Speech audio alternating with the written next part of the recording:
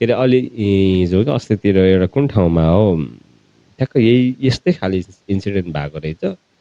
ठुलो खालको अलिक जस चलेको आर्टिस्टलाई उसलाई चाहिँ गाडीमा हान्नलाई पुरै अर्गनाइजर लागेको रहेछ। हजुर अनि साइडमा बस्ने बिचरा नयाँलाई चाहिँ वास्तै नगरेको रहेछ भन्ने चाहिँ भिडियो आएको थियो क्या। हजुर अनि त्यो हुँदाखेरि चाहिँ यस्तो पो हुँदो रहेछ म्युजिक इन्डस्ट्री अथवा हाइपमा आएछ यस्तो भन्ने टाइपको चाहिँ भन्ने चाहिँ मलाई फिल भएको त्यति बेला चाहिँ।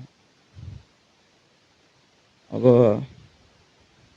नेपालमा चाहिँ आर्टिस्टहरू अहिले धेरै मात्रामा छ के अरे त्यही अनुसार आफआफ्नो गर्ने हो होइन।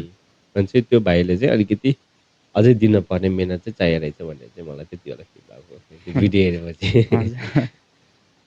अब म्युजिकमा हामीले नेपाली म्युजिकहरू ऱ्याप मात्र नभएर लोक म्युजिकहरू छ, ब्यान्डहरू पनि छ।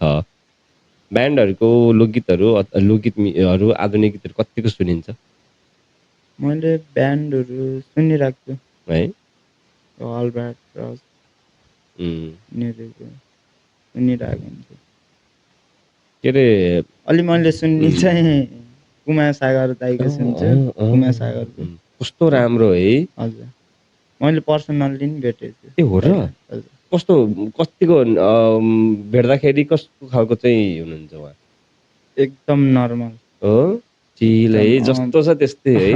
पहिलो भेटमै अब चिनिराखेको मान्छे जस्तै बाबु सन्चै छौ होइन। मैले रामपुरमा भेटेँ हो। रामपुरमा? यहाँ उता पाल्पा? खुसी लाग्यो दाइलाई भेटेर पनि। दामी हुनुहुन्छ जस खुसी पनि लाग्यो पनि जस हम्बल पनि हुनुहुँदो रहेछ भन्ने हाइपमा आइसकेको आर्टिस्ट हो नि त। त्यतिका आर्टिस्टहरूले राम्रोसँग अब हामीलाई उहाँलाई त थाहा छैन नि त म कलाकार हो भनेर एक हिसाबले होइन।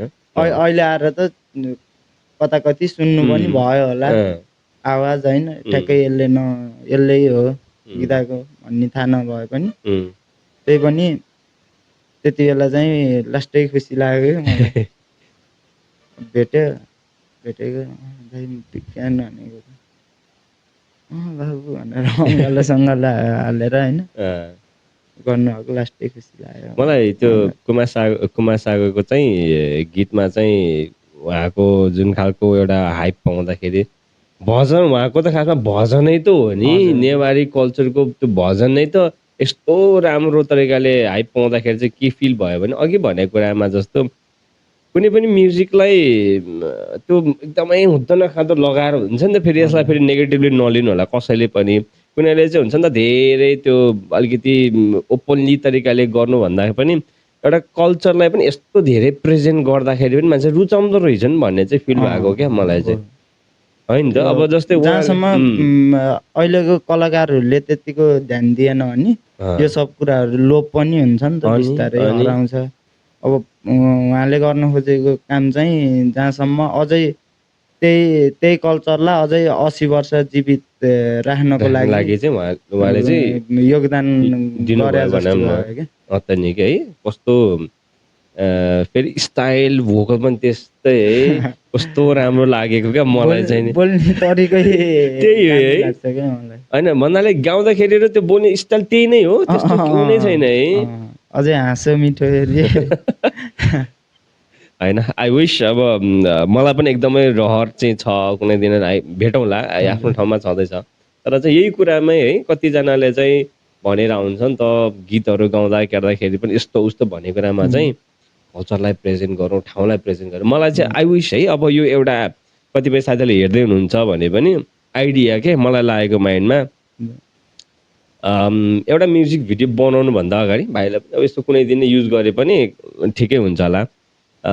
म्युजिक भिडियो बनाउनुभन्दा अगाडि नेपालको 2-4 ठाउँहरू यस्तो राम्रो ठाउँ घुम्ने अनि ठाउँलाई नै प्रमोट गरेर गीत बनाइदिनु हुन्छ जस्तो फिल हुन्छ क्या मलाई। कसैले गरिदिए पनि लाइक इङ्ग्लिसमा हालोस् या नेपालीमा गरे पनि त्यो गरिदियो भने यो ठाउँमा जा घुम्न जा भने जस्तो टाइपले बनाइदियो भने बवाल हुन्छ जस्तो लाग्छ क्या मलाई चाहिँ।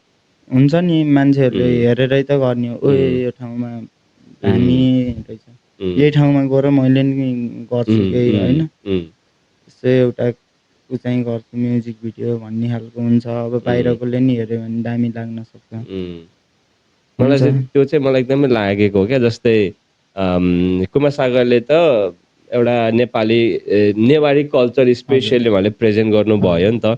तर पनि हामीले जो भाइ बहिनीहरू हुनुहुन्छ अथवा दाइ दिदीहरू हुनुहुन्छ जो पनि हुनुहुन्छ साथीभाइहरूले ठाउँलाई पनि प्रेजेन्ट गर्यो। जस्तै गएर पर्यटकहरूलाई टुरिज्मलाई अलिकति बढाउनको लागि नेपाल यो त हाम्रोलाई फाइदा हो नि त ठाउँलाई प्रेजेन्ट गरेपछि नि।